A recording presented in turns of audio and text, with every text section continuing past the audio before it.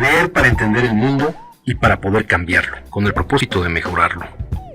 Leer para cambiar uno mismo, leer por gusto, por pasión, para saber, para conocer y también para dudar, para cuestionar. Letras militantes. Comenzamos. Orwell reconocía plenamente que no había nada nuevo en el concepto de sesgo histórico. Pero, cita, lo peculiar de nuestros tiempos es el abandono de la idea de que se pueda escribir la historia de una forma veraz. Se trataba de una de las primeras premoniciones de la era de la posverdad. Orwell temía que el totalitarismo acabara siendo la fuerza que destruyera el concepto mismo de la veracidad. Como veremos, las presiones que hoy en día se abaten sobre la verdad son más complejas, dispersas e insidiosas. Pero también resultan más preocupantes, precisamente porque no emanan ni de un gran hermano con nombre y apellido, ni de un Goebbels, ni de una Izvestia. No hay una estatua de concreto que se pueda echar abajo. Ese es otro de los motivos de que sea tan importante ver a Trump como consecuencia y no como causa. Su salida del cargo político, cuando llegue ese día, no señalará el fin de la era de la posverdad, y es un grave error de análisis pensar lo contrario. No se trata de una batalla entre progresistas y conservadores. Es una batalla entre dos formas de percibir el mundo, entre dos enfoques radicalmente diferentes de la realidad, y hay que escoger entre ambas cosas. ¿Usted se conforma con que el valor primordial de la ilustración, de las sociedades libres y del discurso democrático sea pisoteado por unos charlatanes o no? ¿Está usted en el terreno de juego o se conforma con verlo todo desde la grada? A pesar de todas las cosas que se dicen sobre la apatía del público y su falta de compromiso, algunas de ellas justificadas, otras no, yo sigo siendo optimista. Estoy convencido, a pesar de las trampas psicológicas que nos hacemos a nosotros mismos, de que en última instancia está en nuestra naturaleza exigir veracidad y oponernos a la mentira. Dentro de todos nosotros hay una voz que se resiste a las mentiras, aunque esa voz haya sido silenciada, por razones que veremos a continuación. El reto es conseguir transformar esa voz de un susurro a un rugido. La verdad está esperándonos, siempre y cuando nosotros la exijamos. Matthew d'Ancona, marzo de 2017. Bienvenidas, bienvenidos a una emisión más de Letras Militantes. En esta ocasión retomamos un texto que ya habíamos utilizado para otro programa bajo la misma temática, porque es este texto del periodista y escritor Matthew d'Ancona, investigador, que se titula Posverdad, la nueva guerra contra la verdad y cómo combatirla. Y que, bueno, pues tiene una portada muy sugerente con Donald Trump. Cuando se habla de posverdad, ya lo habíamos visto justamente en el programa en que tomamos este texto.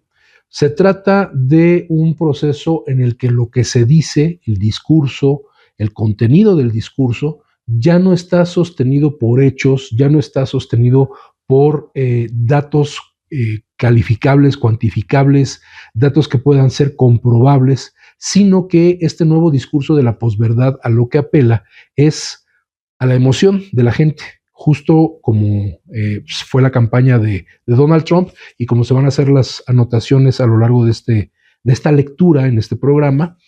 Se trata no de los datos que podamos comprobar, sino de los datos o las informaciones o las expresiones que le llegan a la gente en el lado emotivo, y no importa que sean falsas, no importa que no se puedan comprobar, sino que pues nos hace identificarnos con esos personajes que enarbolan esos discursos. Entonces, bueno, ahora nos vamos a enfocar más definitivamente a el tema de Donald Trump nuevamente como presidente de los Estados Unidos, porque este texto fue publicado, ahora verán, por Alianza Editorial en el año 2019, es la primera edición de este texto de Matthew d'Ancona. Matthew d'Ancona es un periodista británico, es un académico. De hecho, él mucho tiempo se dedicó a la investigación sobre la Edad Media pero pues ha dedicado también gran parte de su carrera al periodismo en diferentes medios británicos como The New European, el Sunday Telegraph, y actualmente trabaja en The Spectator. Desde el 2006 él es editor de esta publicación del Reino Unido. Ha tenido pues una carrera bastante movida en ese sentido. Tiene una afiliación con el Partido Conservador, con los Tories en Gran Bretaña. Sin embargo, es muy crítica su postura y, como vamos a ver, sí señala varios puntos muy importantes a destacar para entender qué es lo que pasa en esta presidencia de Donald Trump y para entender sobre todo que este discurso, este nuevo discurso que enarbola Donald Trump, es un discurso que se basa sobre todo en decir las cosas aunque no se puedan comprobar, aunque luego se le demuestre, como lo vamos a ver aquí, que son datos equivocados lo que él maneja. Él simplemente va a decir, no importa, lo que importa es lo que estoy diciendo. Entonces, desafortunadamente, eso es lo que ha conquistado el voto de millones de ciudadanas y ciudadanos en los Estados Unidos y lo que nuevamente lo coloca como presidente de los Estados Unidos, lo cual no deja de ser un aspecto muy, muy preocupante. Bueno, vamos a empezar con la lectura de este texto, la posverdad. 1. ¿Y qué más da? La llegada de la era de la posverdad. El Brexit, Trump y el nuevo público político. Hay una temporada para todo. 1968 señaló la revolución en la libertad personal y el anhelo de progreso social.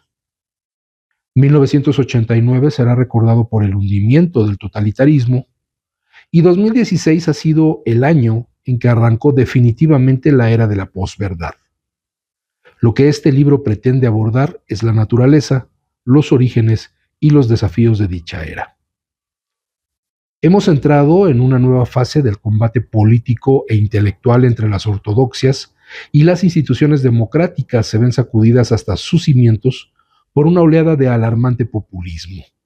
Recordemos sobre todo que el populismo, no en el dato peyorativo en donde se habla de los gobiernos progresistas que tienen una visión de beneficio público, de beneficio social, de políticas sociales, sino aquellos gobiernos que justamente al ofrecer toda una serie de promesas hacia el público en general, hacia la masa en general, gozan de popularidad y en eso se fundamenta su campaña, ¿no? O sea, hay una diferencia entre el populismo como un insulto, como una denominación peyorativa y como una caracterización de las políticas de un gobierno en particular. La racionalidad se ve amenazada por las emociones, la diversidad por la reivindicación de lo autóctono y la libertad por una deriva hacia la autocracia. Más que nunca, el ejercicio de la política se percibe como un juego de suma cero y no como contienda entre las ideas. Un juego de suma cero es donde el que gana todo, pues que no deja que el oponente tenga un punto también de ganancia, es donde realmente se nulifican, ¿no? El total de lo que se gana y el total de lo que se pierde se suman y es una suma cero. Cuando hay un equilibrio, un balance entre lo que se gana, esto es en la teoría de juegos, y entre lo que se pierde y existen diferencias, no existe la suma cero. La suma cero se ve como un escenario negativo. Se trata a la ciencia con desconfianza y a veces con manifiesto desprecio, en esta idea de que lo científico no se confía en ello, este resurgimiento de quienes dicen que la Tierra es plana, de que el hombre no llegó a la Luna, de que las vacunas son peligrosas para la salud de la gente, en fin, todo ir en contra de lo que manifiestan los avances científicos. Detrás de esta tendencia mundial hay un desplome del valor de la verdad, comparable al hundimiento de una divisa o de los valores bursátiles. En el debate político ya no se concede máxima prioridad a la honestidad y a la exactitud. En calidad de candidato y de presidente, Donald Trump ha degradado el presupuesto de que el líder del mundo libre debería estar familiarizado, por lo menos de refilón, con la verdad. Según PolitiFact, una página web de comprobación de datos galardonada con el premio Pulitzer, el 69% de las afirmaciones de Trump son, y es la cita textual, predominantemente falsas. Falsas o mentira podrida. Así es como esta página califica las declaraciones de Trump en aquellos años en que fue su primer mandato y en su campaña previa. En el Reino Unido, la campaña a favor de salir de la Unión Europea, el llamado Brexit, triunfó con unos eslóganes que eran demostrablemente inciertos o engañosos, pero también demostrablemente altisonantes. Las páginas web conspiracionistas y las redes sociales desdeñan a la, entre comillas, prensa caduca, los mainstream media, o sea, los medios de comunicación dominantes, por considerarla la voz desacreditada de un orden globalista, entre comillas, de una élite progresista, cuya época ha pasado. Se vilipendia a los expertos como un cártel malintencionado y no como una fuente de información verificable. Atrévete a saber era el lema de la Ilustración que proponía Immanuel Kant, sapere aude, que es un lema que viene incluso desde tiempo más atrás, en latín. Su homólogo hoy en día es atrévete a no saber. No es casual que la editorial Oxford Dictionary eligiera posverdad como palabra del año 2016, definiéndola como sinónimo de unas circunstancias en que los hechos objetivos influyen menos a la hora de condicionar la opinión pública que los llamamientos a las emociones y a las creencias personales.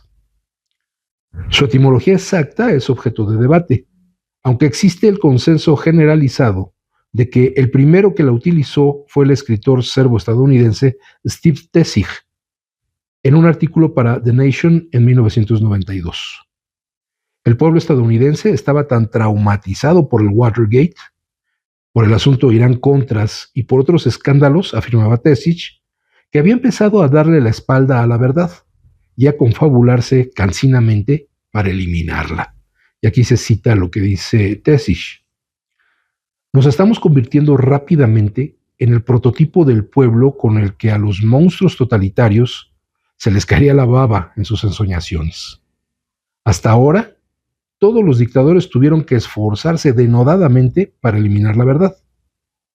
Nosotros, con nuestros actos, venimos a decir que ya no hace falta ningún esfuerzo, que hemos adquirido un mecanismo espiritual capaz de despojar a la verdad de toda relevancia.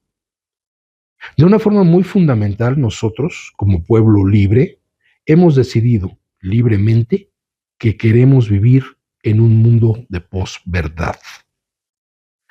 Aquí acaba la cita de Tessig y que resulta sumamente perturbadora, ¿no? Que frente a este desengaño por las políticas de los gobiernos norteamericanos, y no se reduce a los gobiernos de los Estados Unidos de Norteamérica, sino a los gobiernos de prácticamente todo el mundo, esta constante decepción de la gente ante la gente que a través de números nos dice que macroeconómicamente estamos más beneficiados, aunque en la microeconomía no se vea, que las decisiones que se toman están basadas en estudios elaborados desde universidades extranjeras, etcétera, etcétera, etcétera. Pues la realidad golpea de una manera brutal a la gente que decide desconfiar ya de los datos duros, desconfía ya de las matemáticas como tal, y lo que más atiende son estos llamados a la emoción, a denunciar, a identificarse con quien está denunciando una situación que estamos viviendo la mayoría de la sociedad.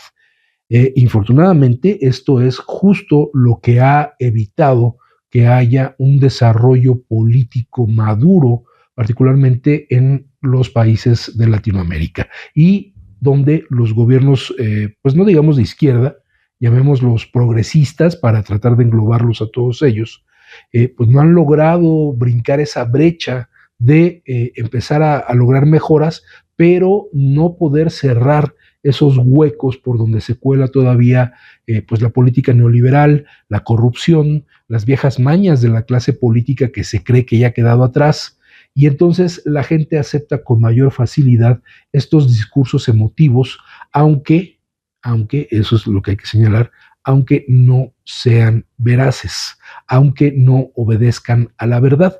Y por eso hay una vuelta actualmente hacia la derecha, que podemos ver en el caso de los Estados Unidos con Donald Trump.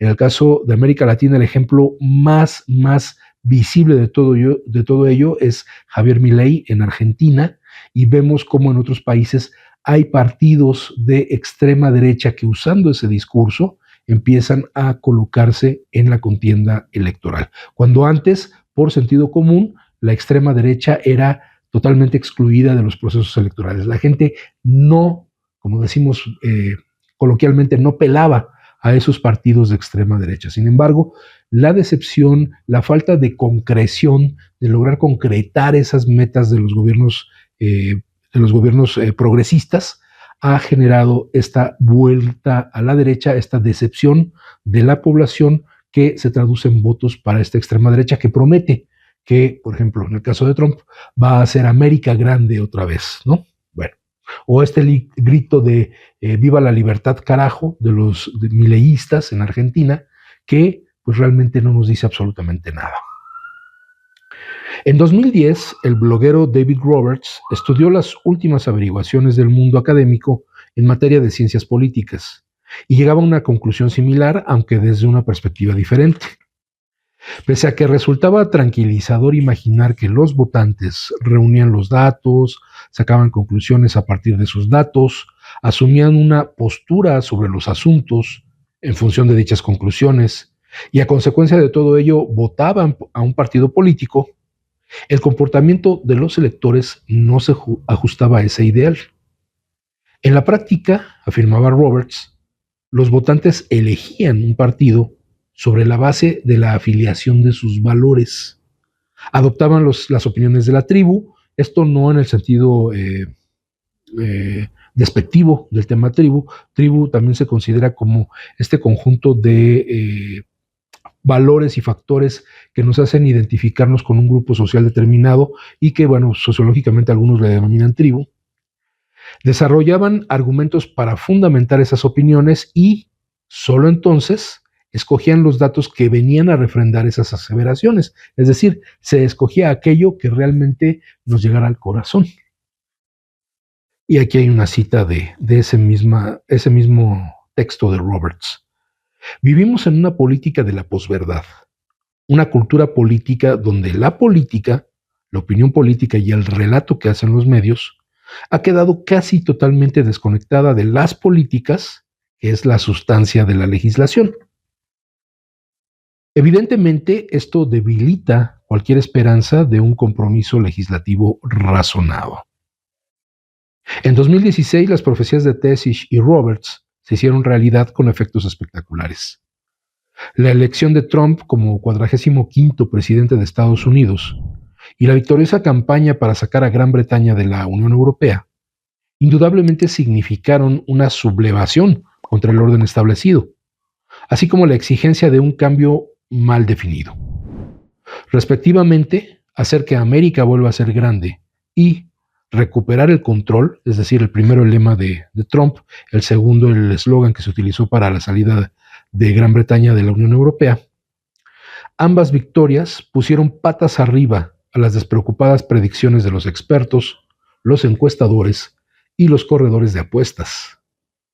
Ambas inundaron de luz un paisaje transformado, cuya aparición no había sido capaz de detectar la clase política y mediática. Y lo más llamativo era que ambas insurgencias reflejaban un nuevo y alarmante desplome del poder de la verdad como motor de la conducta electoral. La tesis que enunciaba Roberts en su blog se había convertido en una realidad geopolítica. Donald J. Trump es reverenciado por sus partidarios como un empresario no contaminado por la política. Es aclamado como maestro de los negocios, de la cuenta de resultados de las empresas y del valor seguro. Pero, en su calidad de primer presidente de la posverdad, se le concibe mucho mejor como un artista del espectáculo que como un político o como un magnate. Un magnate que, al fin y al cabo, ha presentado una petición de quiebra en 6 ocasiones. No es casualidad que Trump tuiteara con tanta vehemencia como cuando el programa Saturday Night Live, un programa de comedia de Estados Unidos, que justamente acaba de cumplir 50 años de existir ese programa, excelente programa de comedia.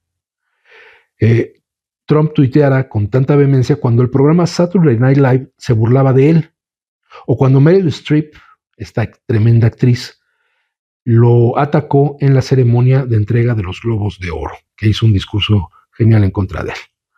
Al sustituir a Arnold Schwarzenegger a Trump en su papel estelar de presentador del programa The Celebrity Apprentice, el presidente utilizó Twitter para hacer público su veredicto. Y esto es lo que dijo Donald Trump.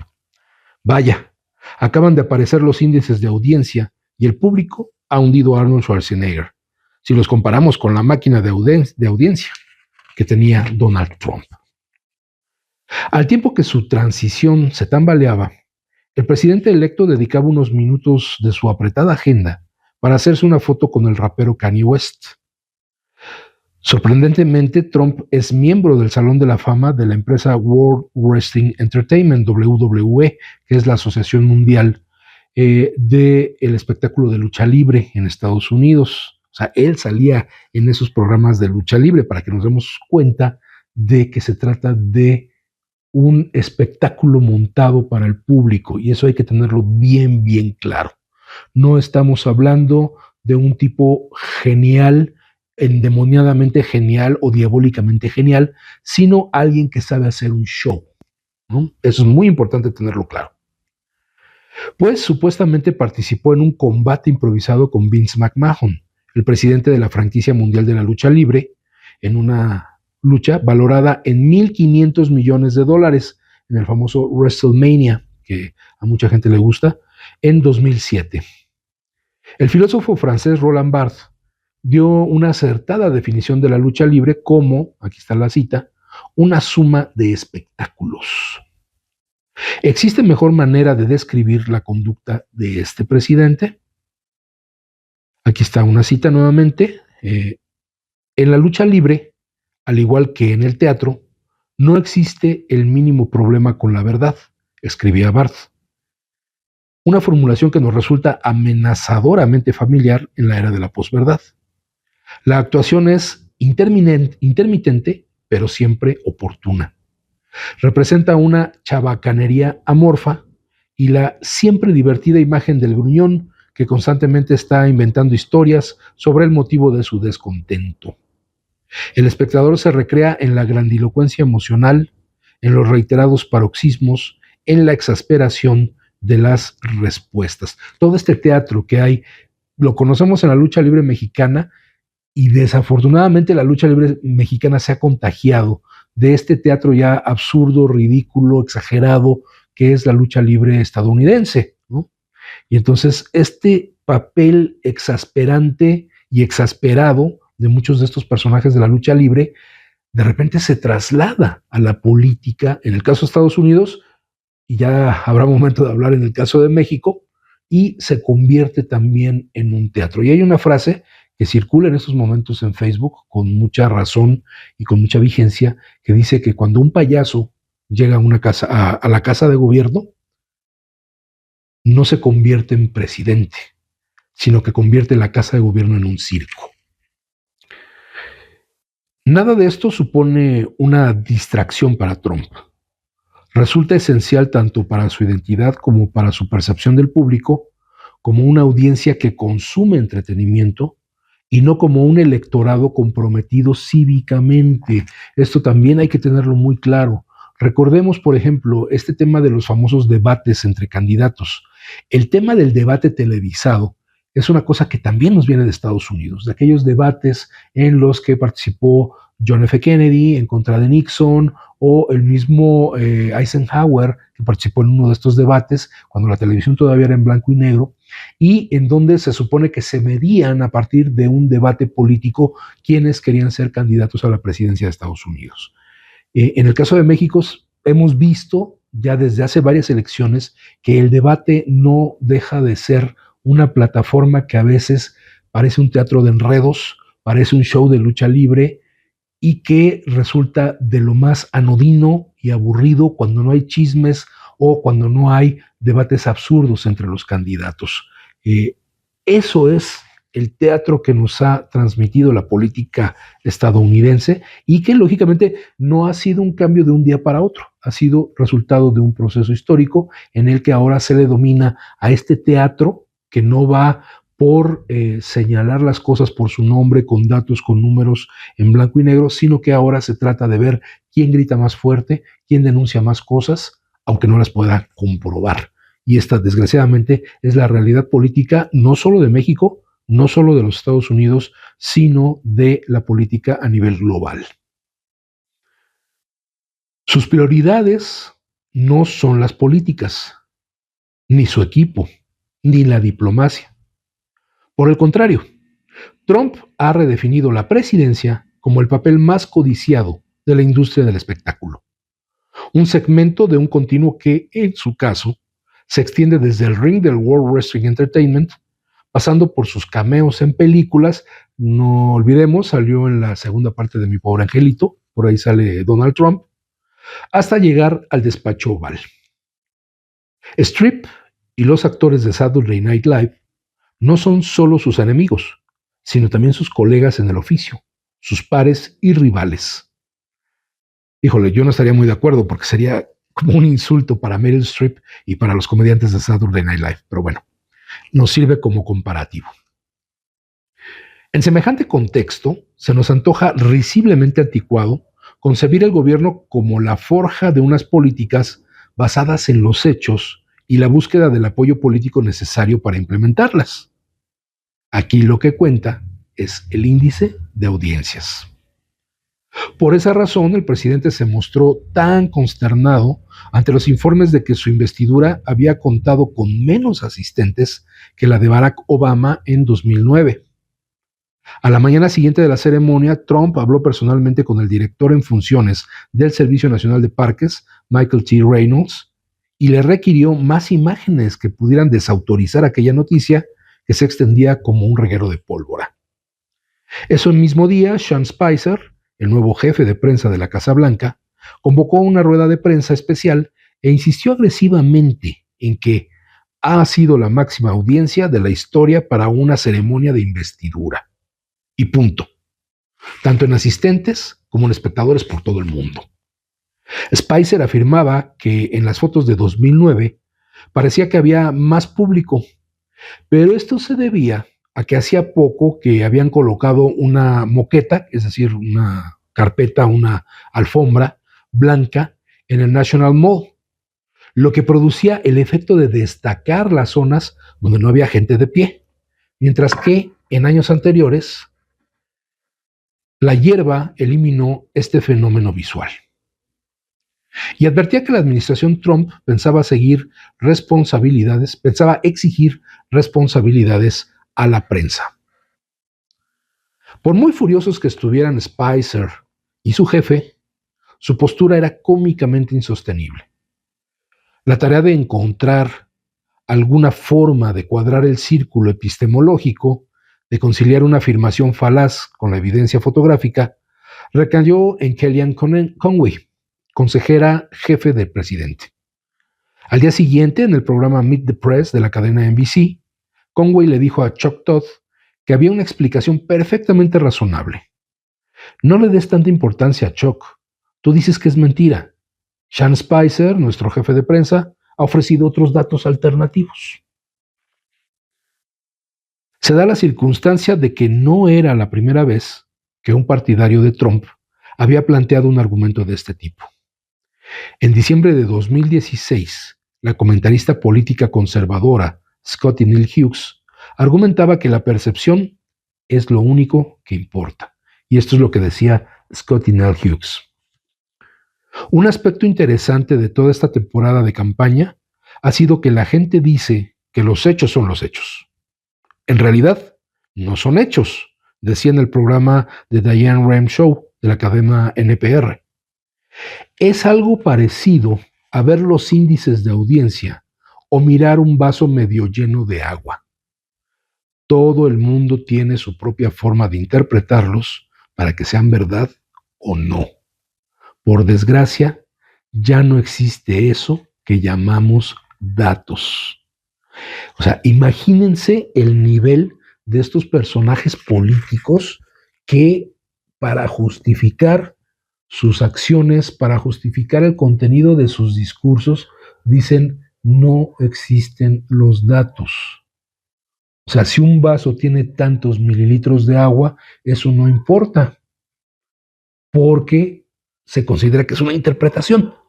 Aunque sea perfectamente medible, aunque podamos comprobar con distintas técnicas cuánto hay de agua en un vaso, resulta para esta gente, para quienes ahora dirigen la política en el país más poderoso del mundo, que eso es irrelevante. Los datos no sirven de nada. Bueno, vámonos a la pausa musical a cargo de nuestro camarada Carlos Villanueva y regresando de esta pausa con música original de nuestro compañero Carlos, regresando de la pausa, continuamos con la lectura de Posverdad, la nueva guerra contra la verdad y cómo combatirla de Matthew d'Ancona. Esto es Letras Militantes, nos vemos en un momento. Estás escuchando Letras Militantes.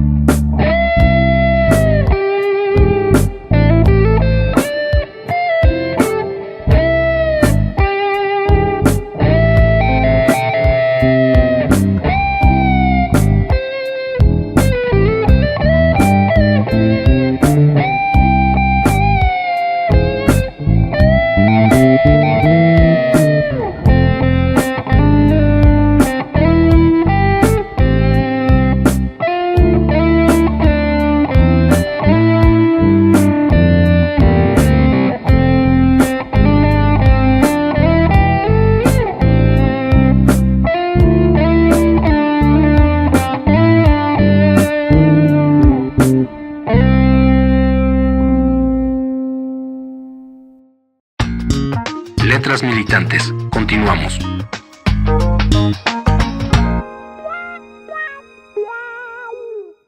Ya estamos de vuelta en Letras Militantes con este texto sobre la posverdad. ¿Por qué es importante tomar estos textos, tratar de explicarlos, tratar de entenderlos? Porque infortunadamente vivimos en un mundo en el que las plataformas que hoy han tomado el lugar de los grandes poderes fácticos de la comunicación son más susceptibles a bombardear con información falsa a la gente. Indudablemente uno se puede encontrar con cuestiones que van en tono de broma, por ejemplo, pensar una publicación de internet en donde se dice, por citar un ejemplo, que está la foto de este muchacho que es un estudiante de medicina, que logró salir de la pobreza con sus propios medios, convertirse en un profesionista y dar cura a diferentes enfermedades, y nadie le hace eco en las redes sociales, al contrario, todo el mundo está con el deporte y el fútbol y bla, bla. Y resulta que la foto es de un personaje, y esto es textual, así ocurrió. La foto de este personaje es un chico que trabaja en películas pornográficas y por eso es conocido en España, en este caso en particular. Y mucha gente realmente cree que el chico de la fotografía es un médico destacado mexicano que ha hecho una serie de descubrimientos y que no ha sido reconocido. Este es el nivel que tienen las redes sociales. No estamos acostumbrados a comprobar los datos. Y por eso esto que menciona Conway, de que ya los datos no existen, pues es algo que la gente toma absolutamente por cierto, ¿no? desarrollos científicos que son negados simplemente porque es que yo no confío en los científicos. El hecho de decir lo que pasó con el COVID fue un montaje a nivel global porque la enfermedad no existía y fue creada por ciertos gobiernos, en fin, todo esto que no tiene bases científicas comprobables se convierte en una nueva ideología en la que muchos, y hay que decirlo con mucha tristeza, muchísima gente confía porque le evita la fatiga de investigar y le quita la frustración de darse cuenta que los están engañando. Es más fácil sentirse con la identificación de ese personaje que gritonea, que dice, que con la realidad como tal. Y en el ESMED tenemos también el caso específico de estos disidentes encabezados por Rosendo Flores, e incluso desde antes con Jorge Sánchez, que decía que él era el verdadero secretario general interino porque había convocado una asamblea, en fin, toda una serie de falacias y de cosas absurdas que había gente de los que decidieron no continuar en la lucha, que lo creyeron a pie juntillas. ¿Por qué? Porque no tenían nada más en qué creer. ¿Por qué? Porque su realidad era tremendamente deprimente. Habían renunciado a la lucha, habían renunciado a la defensa de nuestro sindicato, no tenían ya nada más por qué luchar.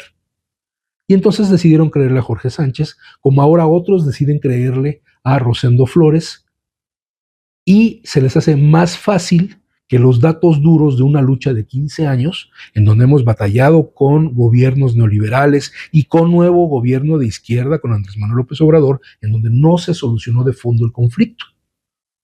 Y entonces para mucha gente resulta más fácil creer en esta apelación a los sentimientos y a la demagogia pura que a la verdadera lucha y a los datos que nos pueden ofrecer, por ejemplo, nuestro compañero secretario general, nuestro compañero secretario del Exterior, los lunes en Rojo y Negro.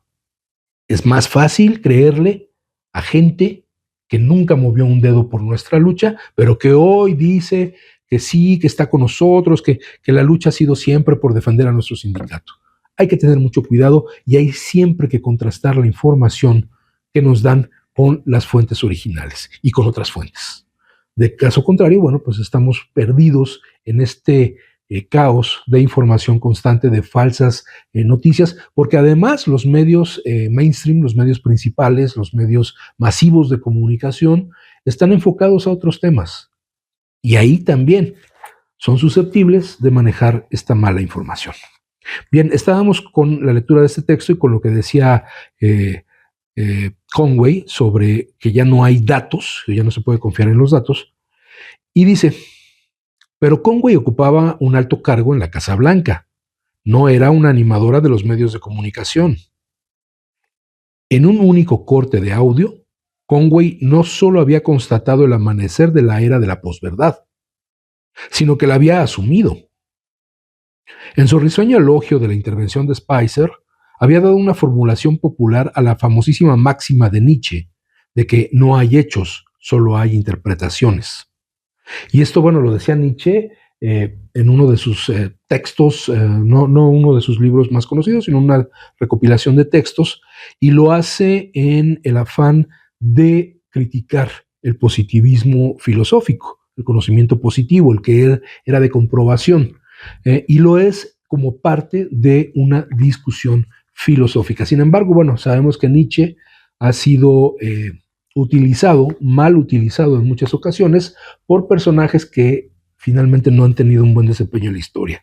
Recordemos, si no, cómo muchos de sus términos pues fueron utilizados por el propio Partido Nacional Socialista de Hitler para justificar su ideología de dominio territorial, de expansión, de invasión y de hechos violentos que los caracterizaron desde los principios del siglo XX.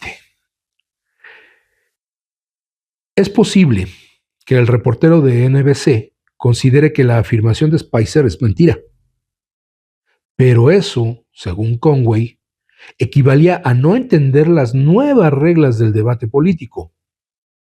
No existe una realidad estable y verificable. Tan solo hay una batalla interminable por definirla. La batalla de tus hechos contra mis hechos alternativos.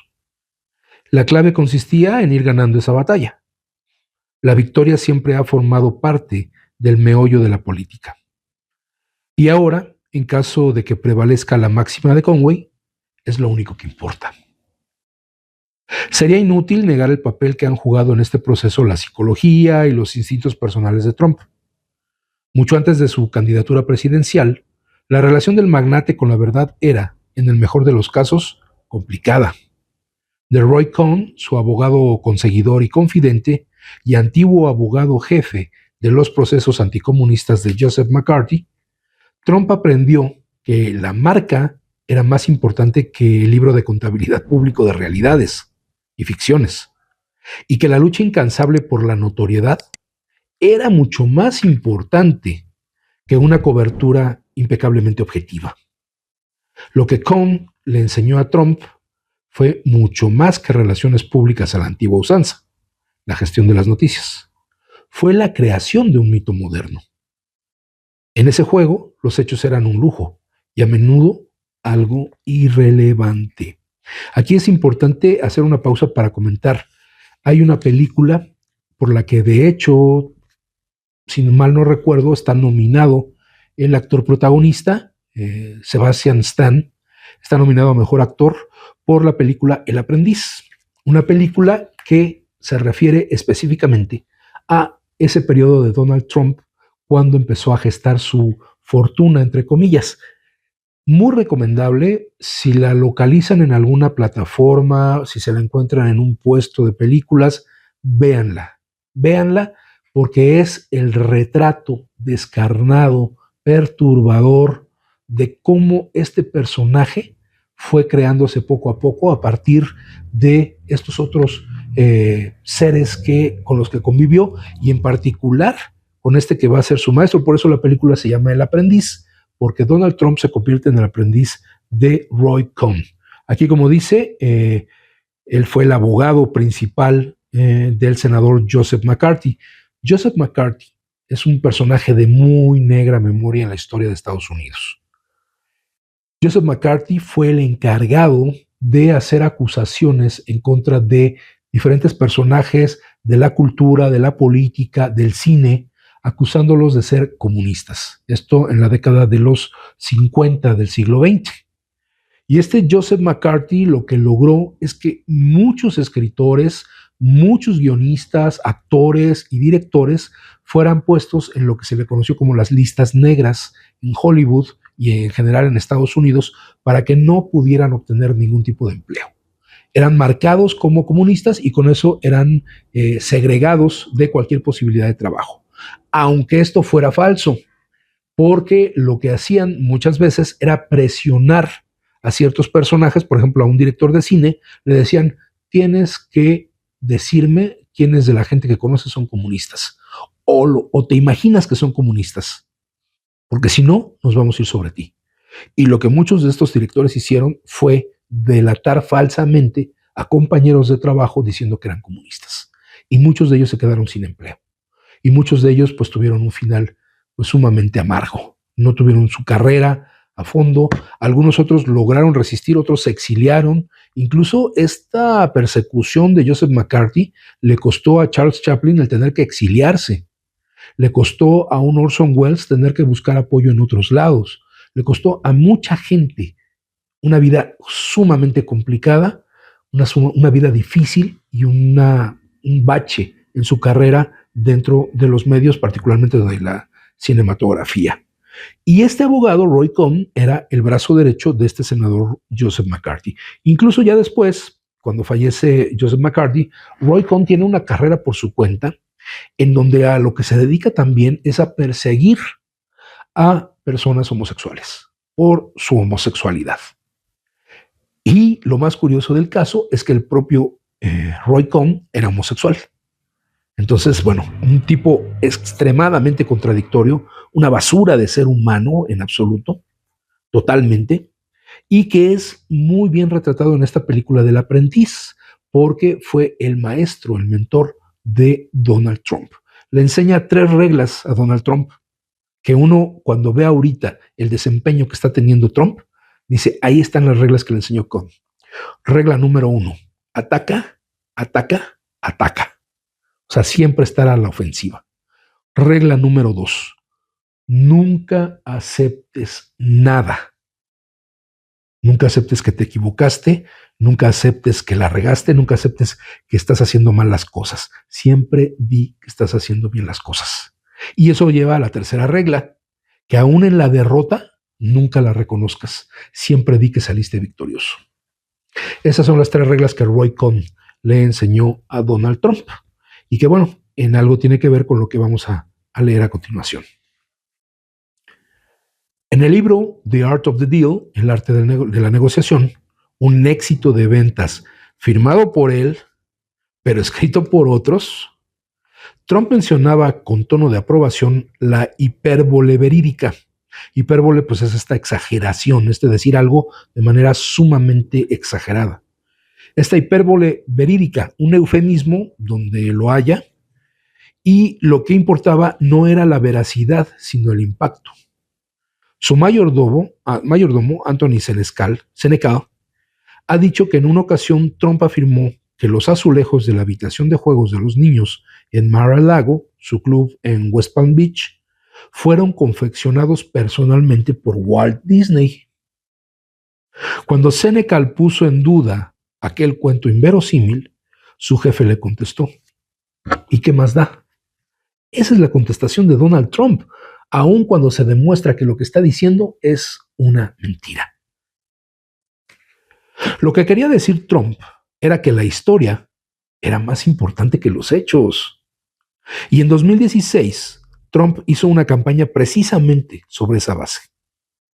En vez de obligar al electorado a engullir un inventario de hechos y los detalles de su currículum, Trump expuso a voz en grito un relato que imponía un tipo de orden bastante tosco sobre las cambiantes realidades de la vida moderna. Se dedicó explícitamente a crear división, prometía prohibir la inmigración de musulmanes, un muro a lo largo de la frontera con México y la vuelta al proteccionismo económico, algo que en este nuevo mandato que ha logrado sigue insistiendo. Sigue hablando en contra de los migrantes, sigue hablando de frenar el acceso desde México de inmigrantes y de ese proteccionismo económico para romper los tratados de libre comercio, como esta aplicación de los aranceles que está siendo la amenaza sobre todas las economías del mundo. Pero ese era el quid de la cuestión: ofrecer a la gran masa de votantes blancos una serie de enemigos contra los que podían unirse, un relato en el que los votantes podían desempeñar un papel y un plan mítico para hacer que América vuelva a ser grande. El efecto fue narcótico en vez de racional.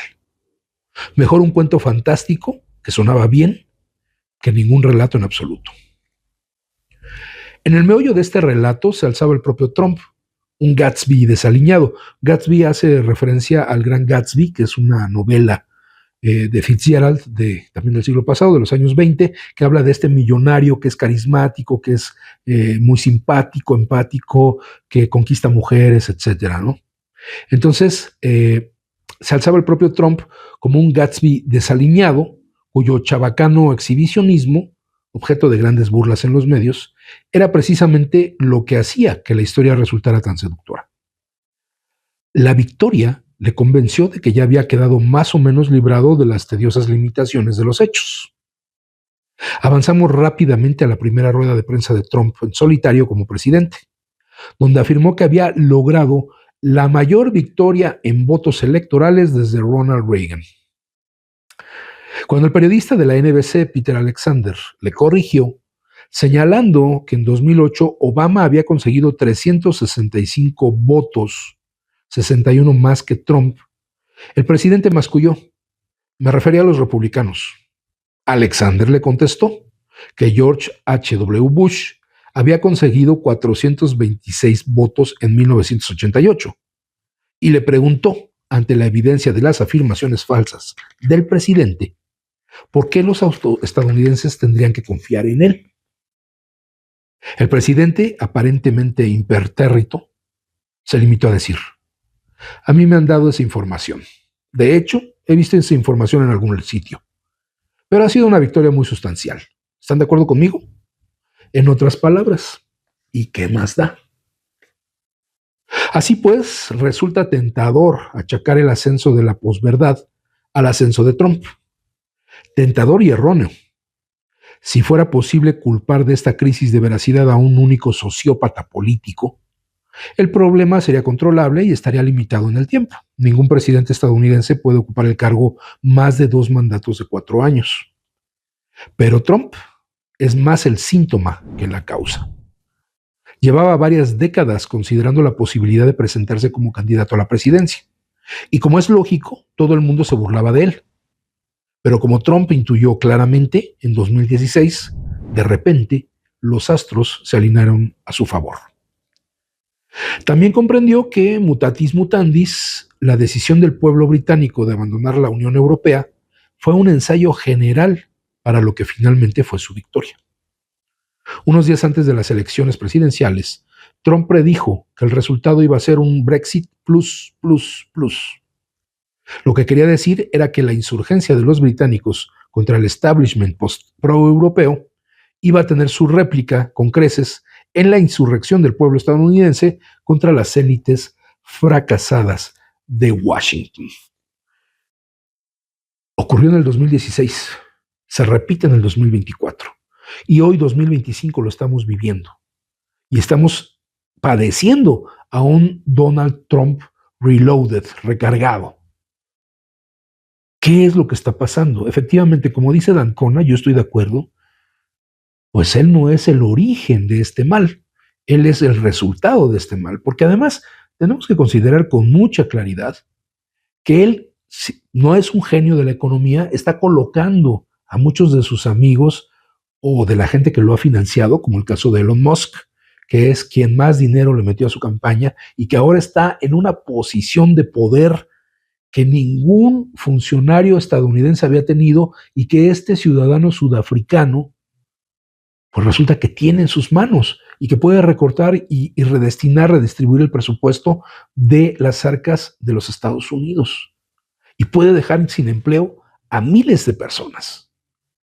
¿Quién está detrás? Bueno, aquí vemos a uno, a Elon Musk, pero hay muchos otros detrás de Donald Trump, que saben que es un personaje que para lo único que sirve es para dar la cara, para decir una serie de cosas que no pueden ser buenas, que no pueden ser verdaderas, que no pueden ser beneficiosas para la población, pero que sí van a ser beneficiosas para él en lo personal, como empresario, y para la gente que se ha encargado de colocarlo en ese rubro. Porque recordemos, y por eso recomiendo esta película del aprendiz, Donald Trump no tiene amigos, no tiene amigos.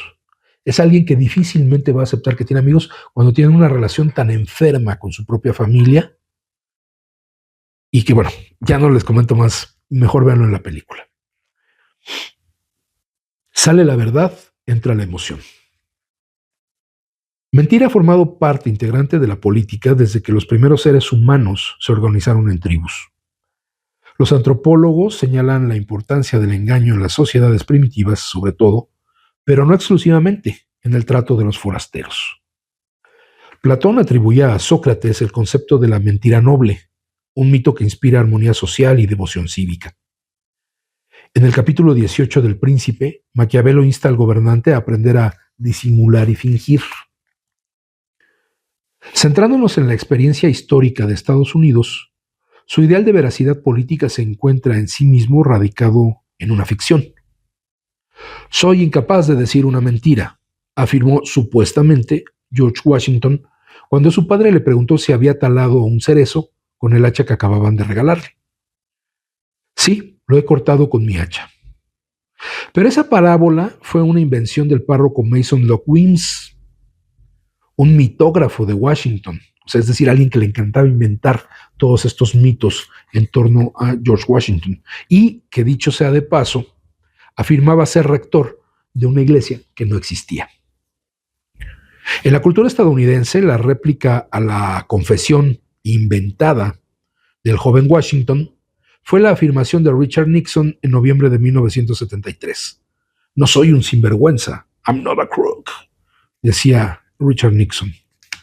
Anteriormente, el presidente Truman había calificado sucintamente a Nixon como, Y esta es lo que dijo Harry Truman sobre Richard Nixon. Un bastardo mentiroso que no sirve para nada. Puede decir mentiras por los dos extremos de su boca a la vez, y si alguna vez se sorprendiera a sí mismo diciendo la verdad, mentiría tan solo para no perder la práctica. Ese es el concepto que tenía de Nixon, otro presidente que tampoco era muy buena persona, Harry S. Truman, que fue el que decidió tirar la bomba atómica sobre Hiroshima y Nagasaki. Barry Goldwater, el candidato republicano derrotado en la carrera presidencial de 1964, recordaba a Nixon como el individuo más deshonesto que he conocido en toda mi vida. Nixon sabía de sobra lo que le aguardaba a cualquier político al que sorprendieran mintiendo. Como le advirtió a uno de sus ayudantes, John Dean, si vas a mentir, irás a la cárcel por mentir, más que por el delito. Así que hazme caso, no mientas nunca. Pero no fue capaz de prever las convulsiones que provocaron sus fechorías y sus falsedades en el sistema de gobierno de Estados Unidos. El asunto Watergate, además de dejar como herencia un sufijo para casi todos los escándalos posteriores, el famoso Gate, que se usa para cualquier escándalo, agotó la confianza de la nación en su clase política, amenazando a la propia presidencia, además de acabar con la carrera de un presidente en concreto.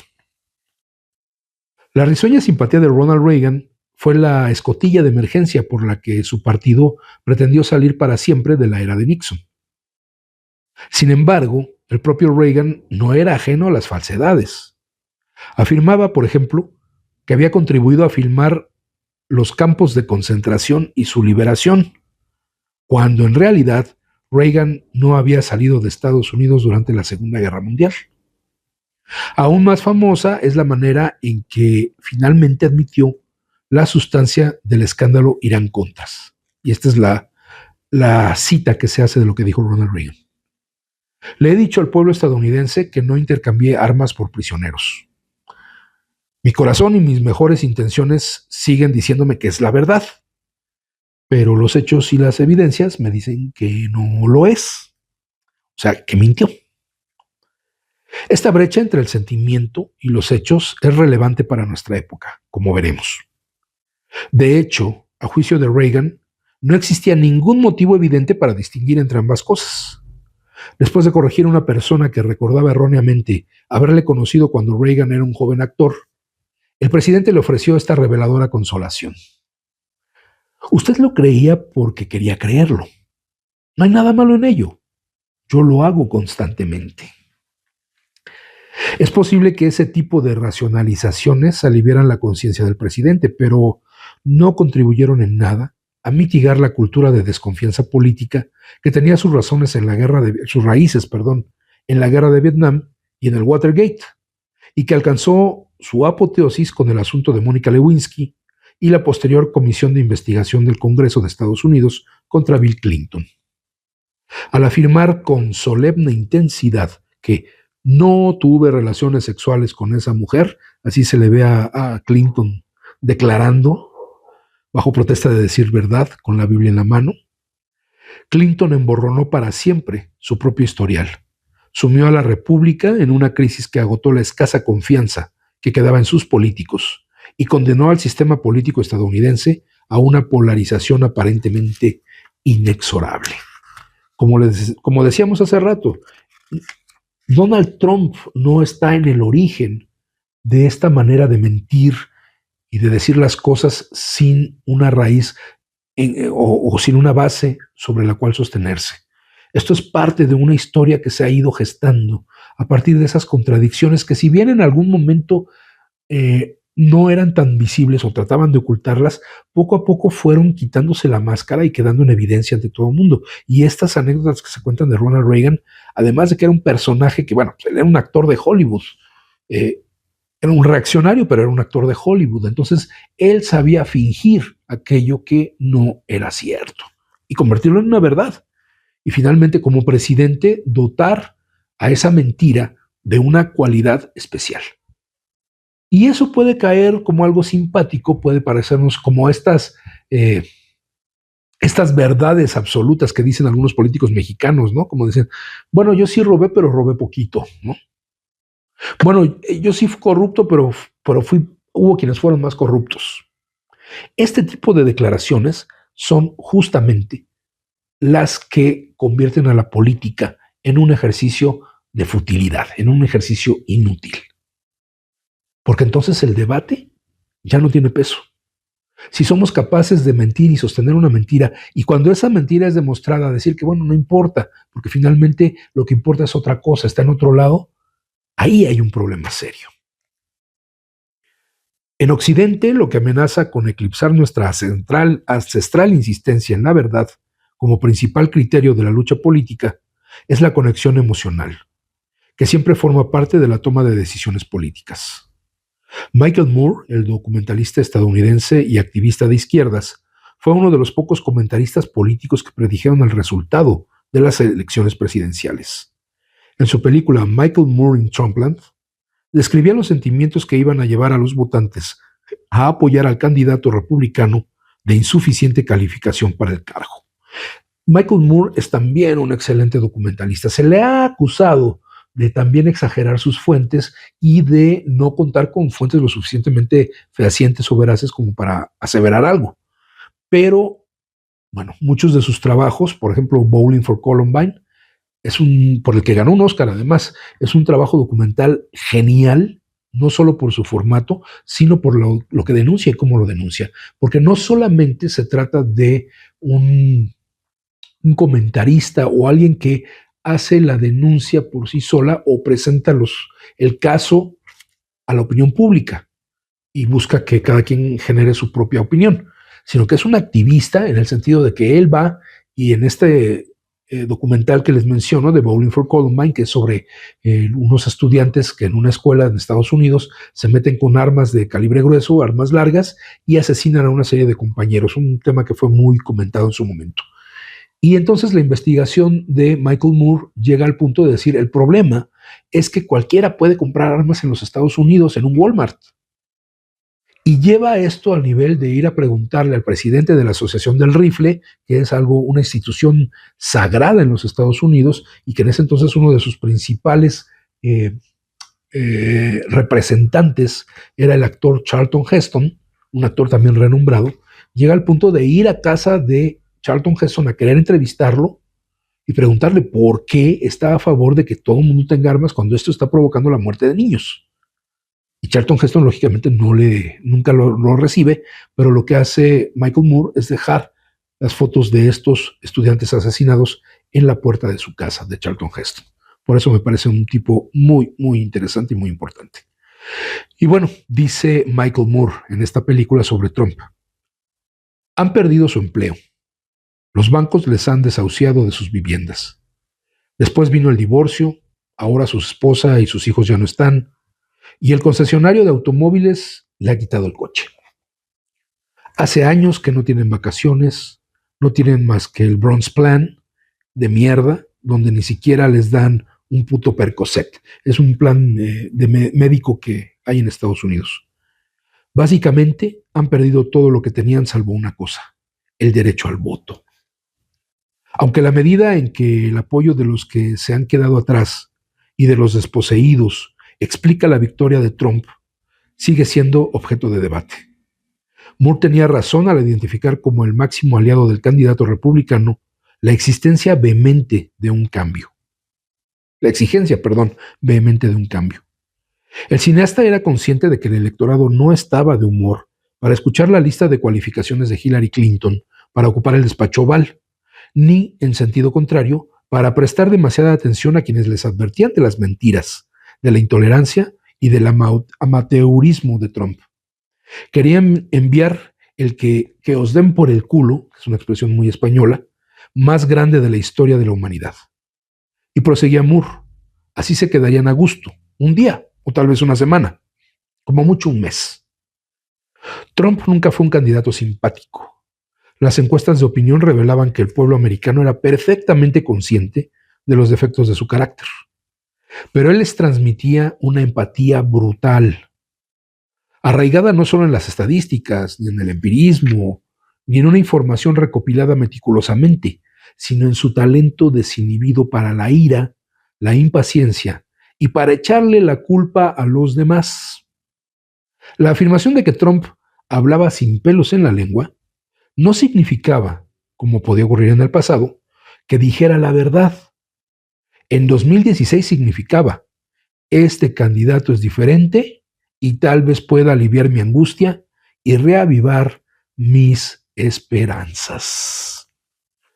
En eso se funda la posverdad y en eso se funda este triunfo de Donald Trump, hoy nuevamente presidente de los Estados Unidos.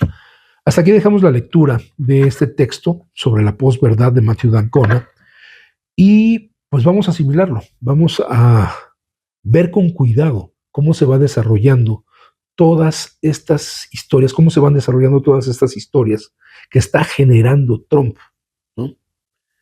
Esta cuestión del Golfo de México, ¿por qué esta idea de que sea el Golfo de América? ¿Es solamente demagogia? ¿Es solamente provocación? ¿Es solamente habladurías de este personaje?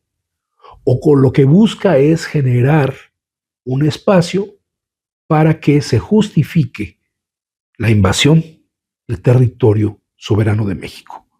Se ha burlado mucha gente en el sentido de que la presidenta, la doctora Claudia Sheinbaum, ha dicho que ella no le teme a la invasión de Donald Trump o del ejército de Estados Unidos porque el pueblo la respalda. Y lógico, mucha gente de derecha, mucha gente todavía que no asimila el triunfo de la doctora Sheinbaum, nos dice que es ridículo, que cómo se atreve a decir eso, que el pueblo no la respalda, que sí ella está respaldada por narcotráfico. Y entonces ahí uno empieza a ver cómo este discurso, en donde no están los hechos, sino solamente las emociones, es lo que empieza a dominar, no solo al electorado de Estados Unidos, también al electorado mexicano.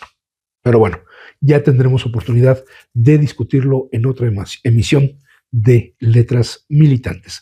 Por el momento es todo, agradeciendo su atención, agradeciendo el apoyo en la producción de mis compañeras y compañeros de Radio SME, de mis compañeras de la Prosecretaría de Trabajo. Quedamos al pendiente para la próxima emisión de Letras Militantes. Mientras tanto, que tengan un excelente día. Gracias. Decía Samuel Smiles, el libro es una voz viviente, es una inteligencia que nos habla y que escuchamos. Acompáñanos en la próxima emisión de Letras Militantes, a través de Radio SME, donde a los libros les damos la palabra.